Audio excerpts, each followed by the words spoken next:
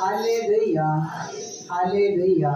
या भावांचे साक्ष आहे हे भाऊ 1 वर्षा प्रयत्न भाऊ म्हणतात की त्यांना 1 वर्ष झालं तोपर्यंत ते खूप दारू प्यायचे आणि रात्रीच्या समय 12-1 वाजताच्या दरम्यान ते रात्री कुठे पण फिरायचे।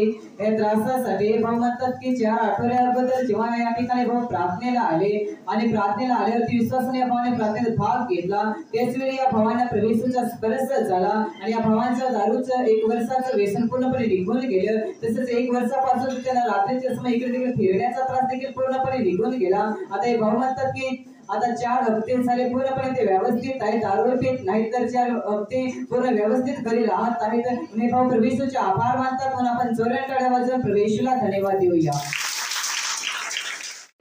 Hallelujah hallelujah.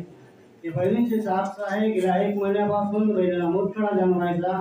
या त्रासासाठी बहिणीने विश्वासाने घरी प्रार्थना पण पाळली पण त्याच्याने काही त्याला बरं वाटलं नाही म्हणून ही बहिणीने गेल्या 15 दिवसाच्या आधी रविवारी एका सेवा करणाऱ्या वडिलांकडून प्रार्थना करून घेतली। या प्रार्थनाची दिवाळी बहिणीला परदेशचा वर्ष झाला आणि आता ही बहीण सांगते जो मूतखडा होता तो वाटत नाही म्हणून ही बहीण परदेशीला धन्यवाद देते म्हणून आपण ही जोरात टाळ्या परदेशीला धन्यवाद देऊया।